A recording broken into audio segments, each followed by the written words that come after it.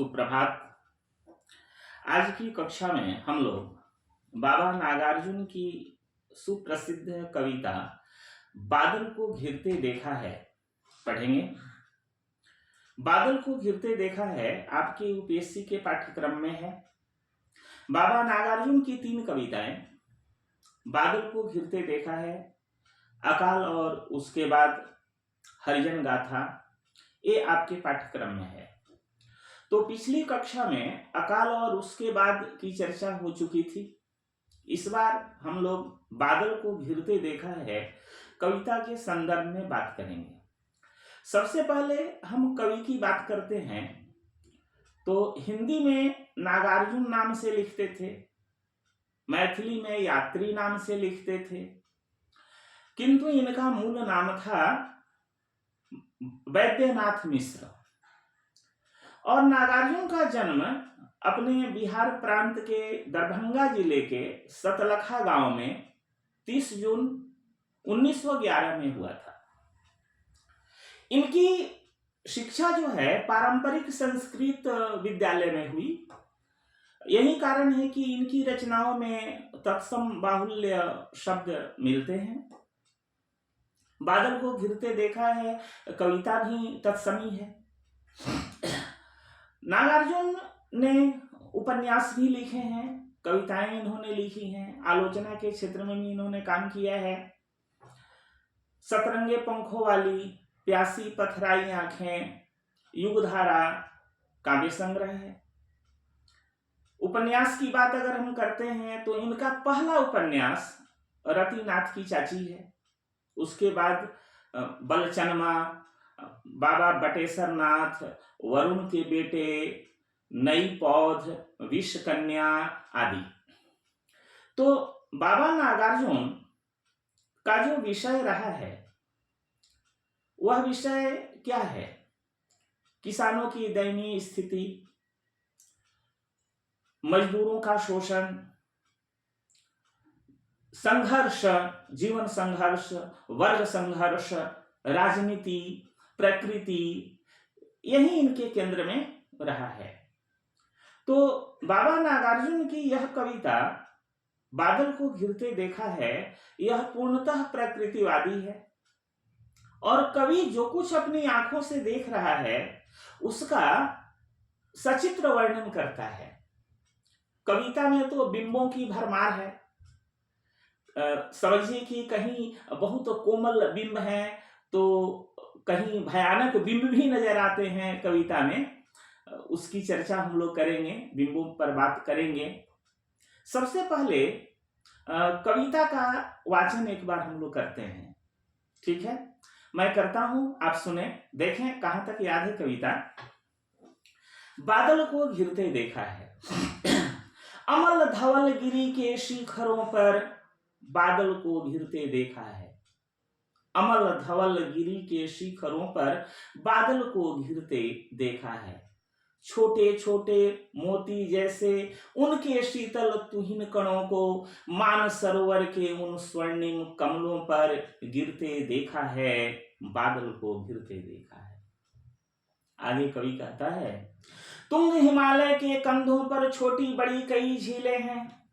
उनके श्यामल नील सलिल में समतल देशों से आकर पावस की उमस से आकुल तिक्त मधुर विस्तंतु खोजते हंसों को तिरते देखा है।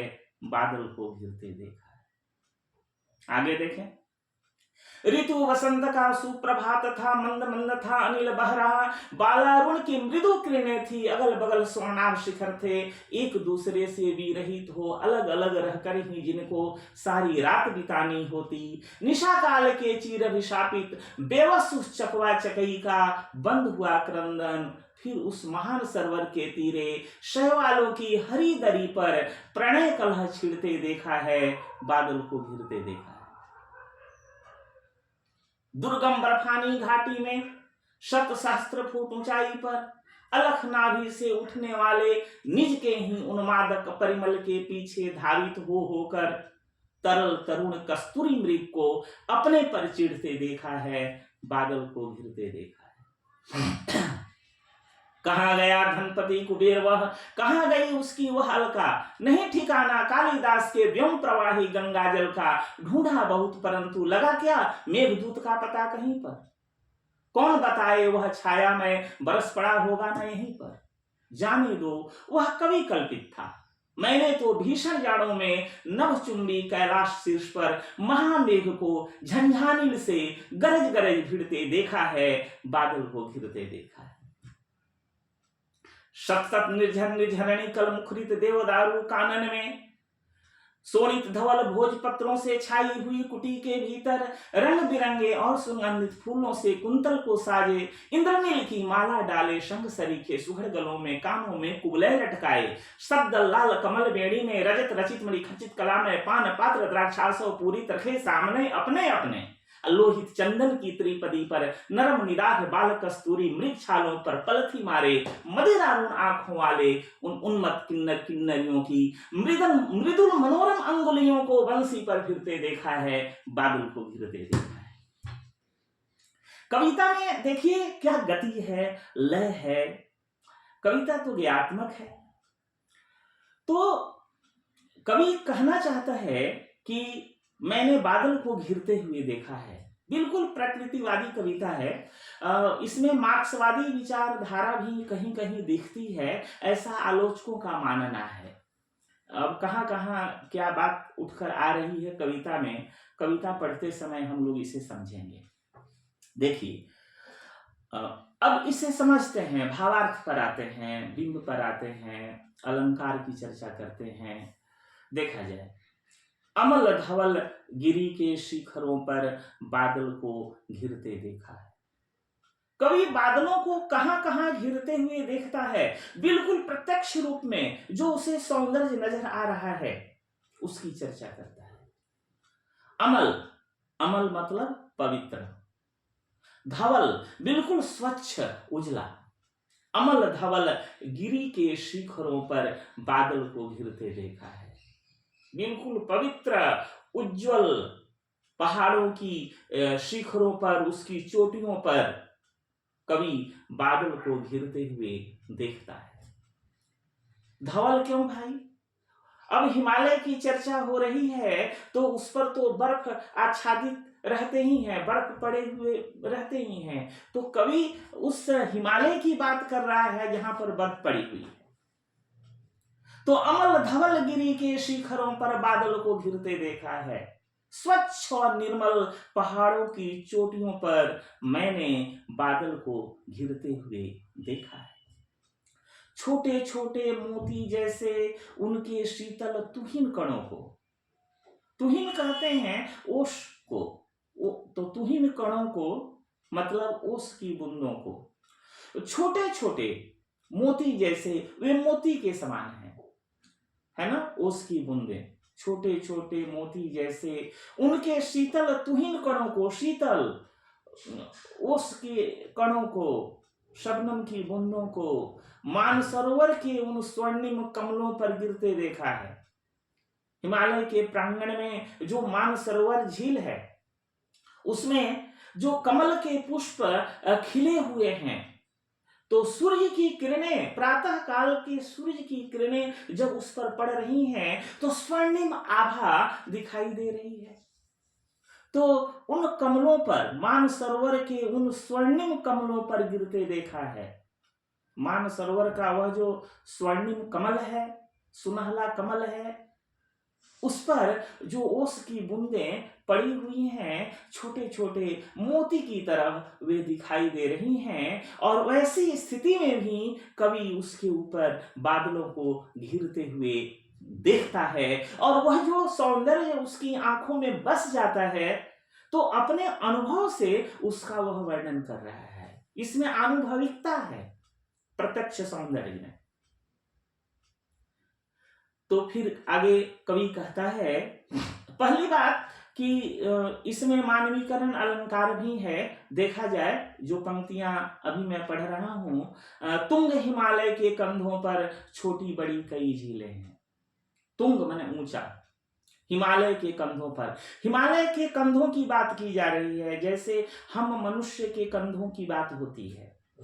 तो मानवीकरण अलंकार क्या है? प्रकृति की मूर्त चीजों में जब हम मानवीय क्रियाकलापों को देखते हैं तो वहां पर मानवीकरण अलंकार होता है। तो वहां हिमालय के कंधों की बात की जा रही है। तुंग माने ऊंचा, तुंग हिमालय के कंधों पर छोटी बड़ी कई झीलें हैं। माने हिमालय के ऊंचे ऊंचे कंधों पर छोटी बड़ी अनेक झीलें हैं। उनके श्यामल नील सलिल में, श्यामल माने सांवले, नील सलिल में नीले, सलिल माने जल, तो वे जो झील हैं, झीलें हैं, है ना, तो उनके श्यामल नील सलिल में, सांवले नीले जल में समतल देशों से आकर, समतल देश मैदानी इलाकों से, मैदानी क्षेत्र से आकर पावस की उमस से आकुल, पावस ऋतु बरसात की ऋतु को कहते हैं, पावस वर्षा। और वर्षा के समय में देखिएगा कि बहुत उमस होती है वातावरण में, आदमी पसीने से तरबतर हो जाता है, किसी काम में मन नहीं लगता, मन उद्विग्न हो जाता है, बेचैनी महसूस होती है। तो पावस की उमस से आकुल, आकुल माने बेचैन। तिक्त मधुर विस्तंतु खोजते हंसों को तिरते देखा है। तिक्त मधुर, तिक्त माने कड़वा, मधुर माने मीठा। तो वे हंस भूखे हैं, भोजन की तलाश में भी हैं। तो विस्तंतु कहते हैं कमल के बीच का जो कोमल डंठल होता है ना, उसे विस्तंतु कहते हैं। तो उसे वे हंस अपनी चोंच मार मार कर खाते हैं, तो उसका स्वाद हल्का कड़वा और मीठा होता है। तो कवि की यहाँ कल्पना देखिए, तिक्त मधुर विस्तंतु खोजते, माने कड़वे और मधुर विस्तंतु को कमल के बीच के कोमल डंठलों में वे अपना भोजन ढूंढ रहे हैं, हंसों को तीरते देखा है। इस प्रकार हंस मान सरोवर में तैर रहे हैं, उनको तीरते देखा है, मतलब तैरते हुए देखा है, और बादलों को घिरते हुए देखा है। आगे जो वर्णन है बसंत ऋतु का वर्णन है। वसंत को ऋतुओं का राजा कहा जाता है। तो ऋतु वसंत का सुप्रभात था। बसंत ऋतु की सुबह का समय था। मंद मंद था अनिल बह रहा, धीरे धीरे हवा बह रही थी। बालारुण की मृदु किरणें थी। बालारुण, बाल अरुण माने सुबह सुबह जो सूर्योदय होता है तो समझिए वह बाल रूप में है। अरुण लाल, अरुण का अर्थ लाल होता है, तो लालिमा लिए हुए जो सूर्योदय होता है समझिए बाल रूप में है। एक तरह से सूर्य संपूर्ण जीवन की झांकी दिखा देता है। जैसे सूर्य उदित हुआ, अभी अभी उदित हुआ, समझिए वह बाल रूप है, वह बच्चा है।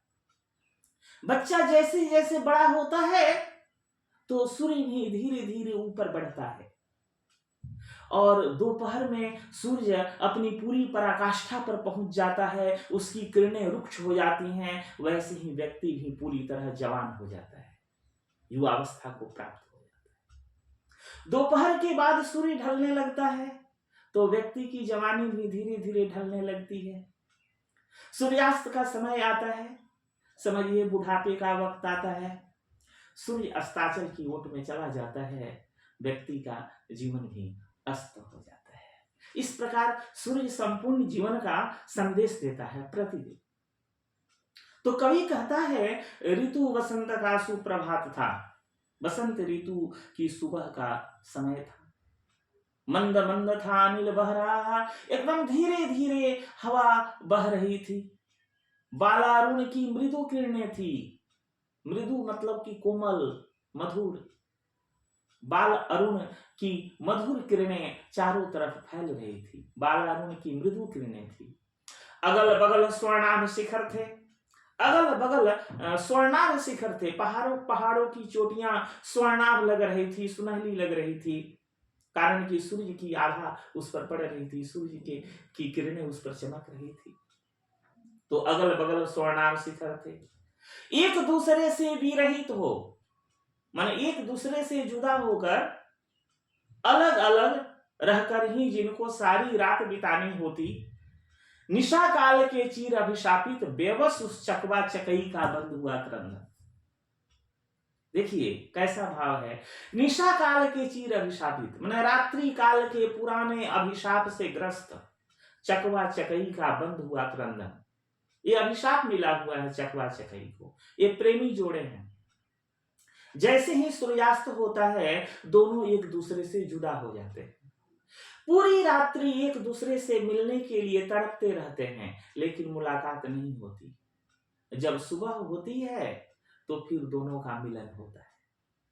तो कवि कहता है कि निशा काल के चीर अभिशापित, रात्रि काल के पुराने अभिशाप से ग्रस्त ये चकवा चकई जो अलग अलग रह करके अपना समय बिताए हैं पूरी रात, अब सुबह हो गई है और उस महान सरोवर के तीरे, उस महान सरोवर के किनारे शैवालों की हरी दरी पर, यहां रूपक देखिए, जो शैवाल है उसको दरी का रूप दिया गया है, हरी परत है ना, हरी दरी पर। एक तरह से दरी है, जैसे हम दरी बिछाते हैं, जाजिम बिछाते हैं, वैसे ही जो हरे हरे शैवाल छाए हुए हैं, काई जम जाती है ना, उसी को शैवाल कहते हैं।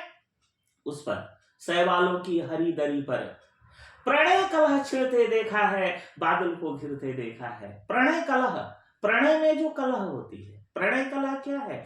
प्रेम में जो नोक झोंक होती है ना, उसे ही हम प्रणय कलह कहते हैं। तो चकवा चकई का जो मिलन होता है, आपस में जो नोक झोंक होती है, वही जो प्रणय कलह कवि देख रहा है और उसके बाद भी कहता है कि भाई इसके ऊपर भी मैंने बादलों को घिरते हुए देखा है। क्या वर्णन है भाई।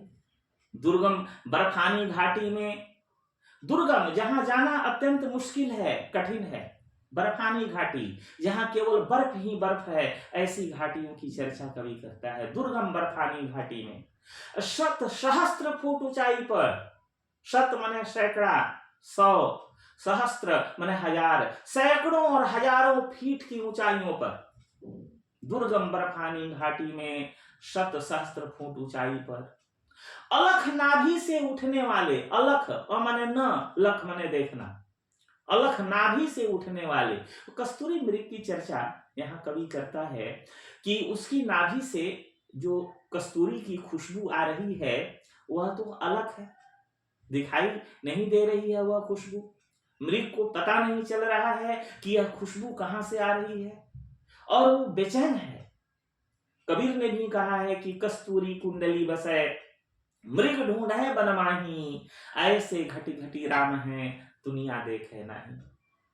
तो यहां भी कवि कस्तूरी की बात करता है कि दुर्गम बर्फानी घाटी में शत सहस्त्र फुट ऊंचाई पर, दुर्गम जहां जाना मुश्किल है, कठिन है ना, कठिनाई से जहां जाया जा सके उसे दुर्गम कहते हैं। अनेक शब्दों के लिए एक शब्द भी यहाँ है, बर्फानी घाटी में शत सहस्त्र फुट ऊंचाई पर, सैकड़ों और हजारों फीट की ऊंचाइयों पर अलख नाभि से उठने वाले निज के ही मन अपने ही उन्मादक परिमल, माने उन्मादक खुशबू, ऐसी खुशबू जो नशा छा दे, है ना, उन्मादित कर दे, उन्मादक परिमल के पीछे धारित होकर, उसके पीछे दौड़ दौड़ कर, दौड़ते हुए तरल तरुण कस्तूरी मृग को, तरल तरुण युवा उस कस्तूरी मृग को अपने पर चिढ़ते देखा है। जब उस खुशबू का उसे पता नहीं चलता है तो वह मृग अपने आप पर चिढ़ रहा है, तो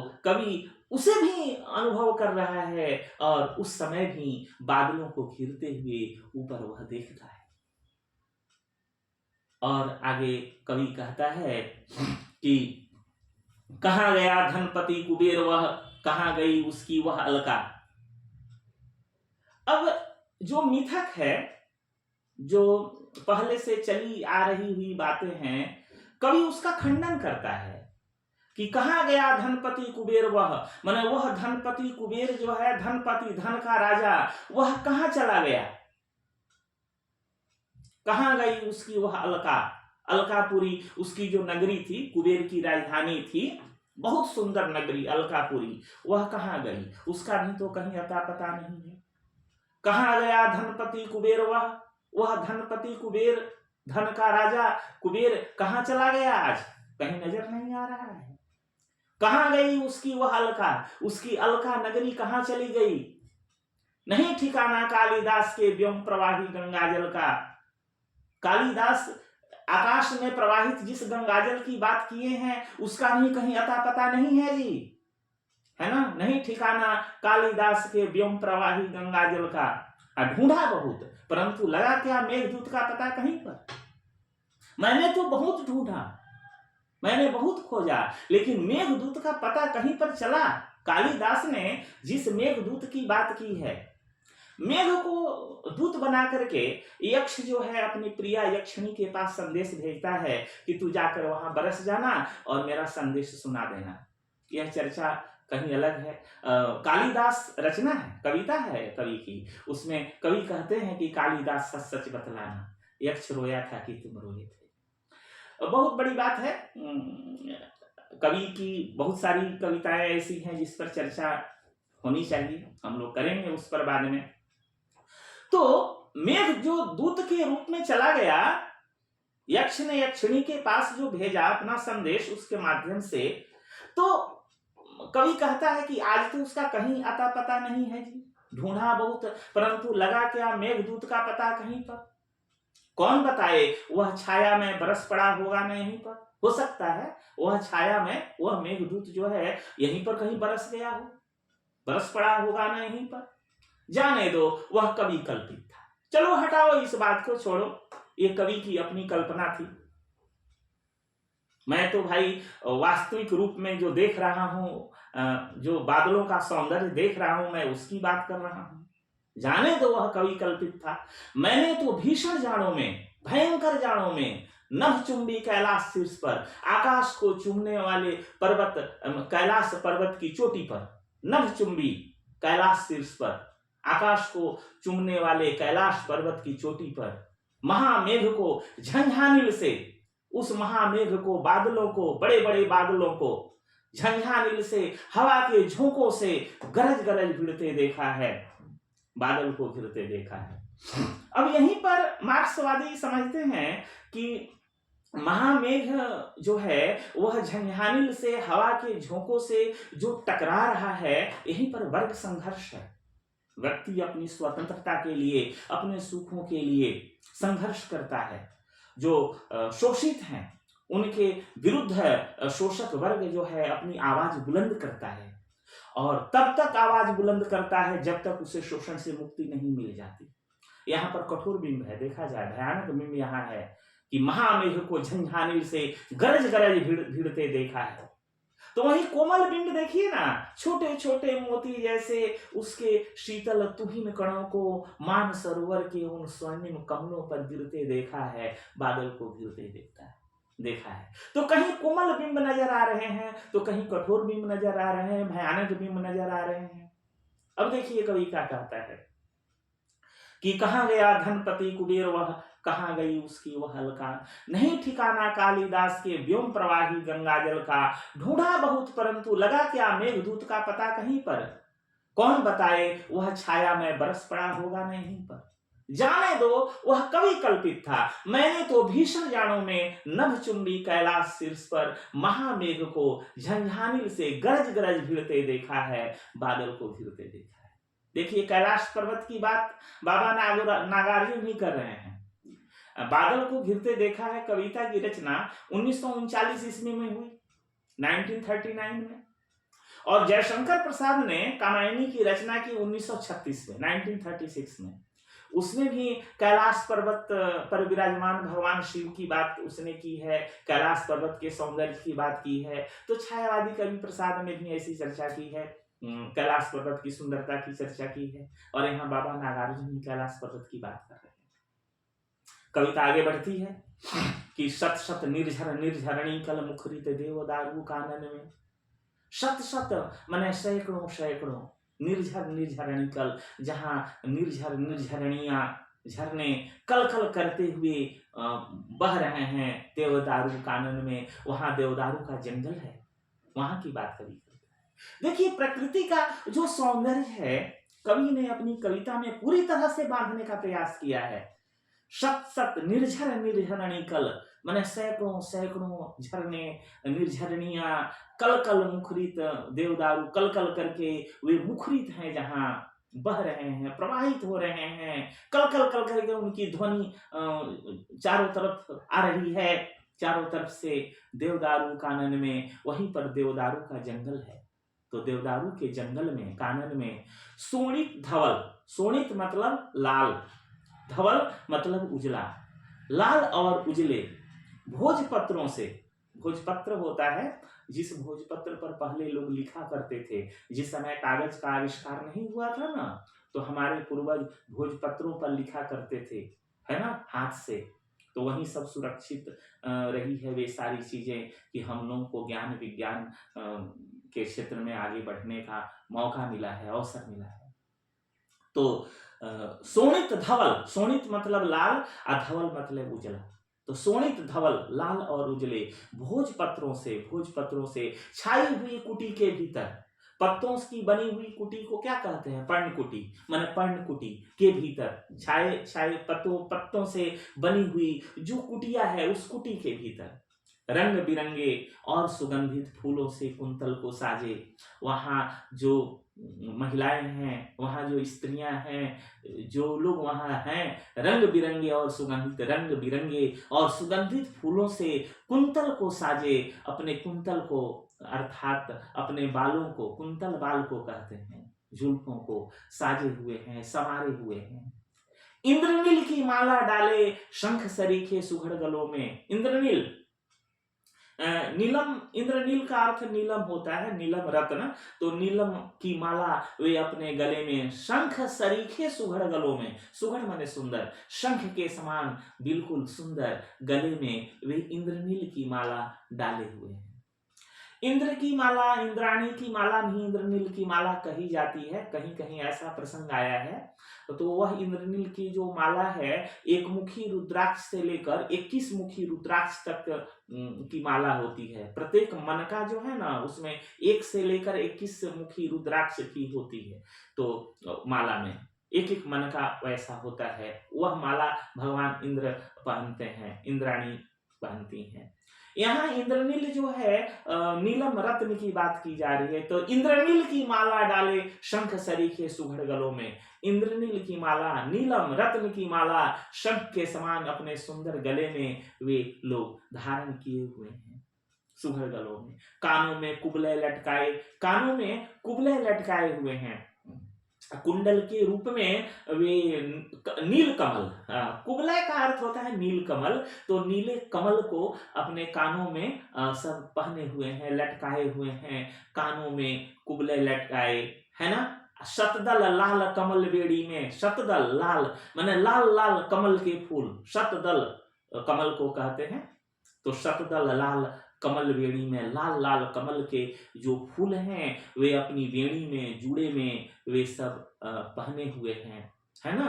रजत रचित, रजत माने चांदी, रचित माने बनी हुई, चांदी की बनी हुई, रजत रचित, मणि खचित कला में, माने मणि की कलाकृति से परिपूर्ण, है ना। चांदी की बनी हुई और मणि की कलाकृति से परिपूर्ण, उसमें मणियां भी हैं, है ना। पान पात्र द्राक्षासव पूरी, पान पात्र खाने वाला पान नहीं, पान यहाँ मधु से है, वह मधु पात्र है ना। शराब रखने वाला जो पात्र होता है वह चांदी का बना हुआ है, मणि की कलाकृति से परिपूर्ण है। पान पात्र द्राक्षासव पूरित, द्राक्षासव अंगूर की बनी हुई शराब को द्राक्षासव कहते हैं, उससे वह पात्र जो है वह पूरा भरा हुआ है। रखे सामने अपने अपने लोहित चंदन की त्रिपदी पर, माने लोहित माने लहू के रंग का। तो चंदन तो लाल होता है ना, तो लोहित चंदन की त्रिपदी पर, त्रिपदी क्या है? स्टूल, तिफाई, उसी पर वे पान पात्र चांदी की बनी हुई मणि की कलाकृति से परिपूर्ण, बहुत सुंदर, अत्यधिक सुंदर जो है वह पान पात्र द्राक्षासव से वह भरा हुआ है। अंगूर की बनी हुई शराब उसमें भरी हुई है। रखे सामने अपने अपने लोहित चंदन की त्रिपदी पर, कहीं कहीं त्रिपटी भी है, तो त्रिपदी एक ही चीज है। तिपाई पर, लोहित चंदन की तिपाई पर उसे सब रखे हुए हैं। नरम निदाघ बाल कस्तूरी मृगछालों पर पलथी मारे। मृगछाला पर वे लोग बैठे हुए हैं, तो वह मृगछाला कैसे है, मृग की छाल जो है वह कैसी है, तो नरम मतलब बहुत मुलायम है, निदाघ हल्का, वह उष्ण है ना। बर्फ पर भी अगर आप मृगछाला बिछा करके बैठते हैं तो बर्फ का कोई असर आप पर नहीं होगा। ऐसे ही साधु मुनि महात्मा सब बर्फ की चट्टान पर मृगछाला बिछा करके वर्षों से तपस्या कर रहे हैं, है ना। तो मृगछाला तो गर्म भी होती है जी, मृगछाल तो लोहित चंदन की त्रिपदी पर पान पात्र द्राक्षासो पुरीत है, रखे सामने अपने अपने अपने अपने सामने रखे हुए हैं, है ना। नरम निदाघ बाल कस्तूरी, बाल कस्तूरी मतलब कि वो जो कस्तूरी मृग है ना, तो कस्तूरी मृग का जो बाल है, जो बच्चा है, उसकी मृगछाला है वो, तो बहुत मुलायम है। निदाघ वह उष्ण भी है, तो नरम निदाघ बाल कस्तूरी मृग छालों पर पलथी मारे, उस मृग छालों पर पलथी मार करके वे सब बैठे हुए हैं, पलथी मारे, मृग छालों पर पलथी मारे हैं। अब मदिरारुण आंखों वाले, है ना, मदिरारुण आंखें वाले, तो मदिरा पीने से उन लोगों की आंखें अरुण हो गई हैं। मदिरारुण, मदिरा अरुण, मदिरा पीने से, शराब पीने से उनकी आंखें लाल लाल दिख रही हैं, कभी उसे देख रहा है, अनुभव कर रहा है। मदिरारुण आंखों वाले उन्मत्त किन्नर किन्नरियों के, वे किन्नर किन्नरियां जो हैं, है ना, किन्नर जो जिसे आप लोग ट्रांसजेंडर के नाम से जानते हैं अंग्रेजी में, अच्छी तरह समझ लेंगे आप, तो वे किन्नर किन्नरियां जो हैं उन्मत्त हैं, एकदम मस्त हैं मधु पी करके, है ना। तो मदिरारुण आंखों वाले उन उन्मत्त किन्नर किन्नरियों की मृदुल मनोरम अंगुलियों को, उनकी अंगुलियां जो है मृदुल हैं, मन अत्यंत कोमल है ना, अत्यंत सुंदर हैं। उन उंगलियों को बंसी पर फिरते देखा है, माने बंसी पर जो कृष्ण भगवान बंसी बजाया करते थे, मुरली बजाया करते थे ना, उस बंसी पर फिरते देखा है, मतलब कि बजाते हुए देखा है, और उसके ऊपर भी बादलों को घिरते हुए मैंने देखा है। तो कवि ने कल्पना को पूरी तरह से खंडित किया है। जो लोग काल्पनिक सौंदर्य की बातें करते हैं कि कहाँ गया धनपति कुबेर, वह कहाँ गई उसकी वह अलका, नहीं ठिकाना कालिदास के व्योम प्रवाही गंगाजल का। देख रहे हैं आप, कवि बिल्कुल प्रत्यक्ष, मतलब अपनी आंखों के सामने जो सौंदर्य देख रहा है, हिमालय का सौंदर्य देख रहा है, वहां की जो पूरी प्रकृति है उसको देख रहा है, और उसके ऊपर बादलों को घिरते हुए देख रहा है, जो सौंदर्य नजर आ रहा है, कवि उसका चित्रण कर रहा है। तो आप समझ लें कि प्रकृति नागार्जुन के काव्य का हमेशा महत्वपूर्ण हिस्सा रही है। तो प्रगतिवादी मानसिकता के कारण उनके यहाँ प्रकृति साधारण ग्राम्य रूप में आती है, अभिजात्य सौंदर्य के साथ नहीं। 1939 ईस्वी में विरचित इस कविता को कुछ समीक्षकों ने एक प्रतीकात्मक कविता माना, और बादलों के घिरने को समाजवादी क्रांति के बादलों का चित्रण करते हुए सारी कविता पर प्रतीक योजना आरोपित कर दी। समझ रहे हैं, इस कविता का एक महत्व समझिए कि प्रतीक योग्यता की बात इसमें नहीं है, उसका सर्वाधिक महत्व जो है, उसका एक पहलू यह भी है कि यहाँ सौंदर्य दृष्टि व जीवन दृष्टि जो है एक आयामी न होकर बहुआयामी व समग्र रूप में दिखता है। तो कविता में नागार्जुन ने अपनी वह शैली बनाए रखी है जिसमें मनुष्य केंद्र में नहीं रहता, बल्कि संपूर्ण पारिस्थितिक तंत्र का एक अंश मात्र बन जाता है। कुल मिलाकर यह कविता जो है, इस कविता का उद्देश्य जो है वह क्या है, उदात्त से आंखें चुराना नहीं है, है ना, साधारण से ही आंखें नहीं चुराना है। समझ लिए कि साधारण से आंखें न चुराते हुए उदात्त की तरफ जो झांकना है, वह इस कविता का उद्देश्य है। भले ही मार्क्सवादी विचारधारा के जो आलोचक हैं वे मानते हैं कि कविता में एक तरह से वर्ग संघर्ष की बात है, लेकिन यह कविता उस तरह की नहीं है। कविता तो कवि ने केवल प्रकृति को देख करके प्रकृति का बारीक चित्रण इसमें किया है, एक तरह से प्रत्यक्ष चित्रण किया है। पूरी प्रकृति का सौंदर्य इसमें आ जा रहा है कि किस तरह से कहाँ-कहाँ कवि ने बादलों को घिरते हुए देखा है। तो आज की कक्षा हम यहीं समाप्त करते हैं। पुनः मिलते हैं अगली कक्षा में अगली कविता के साथ। तब तक के लिए शुभ विदा।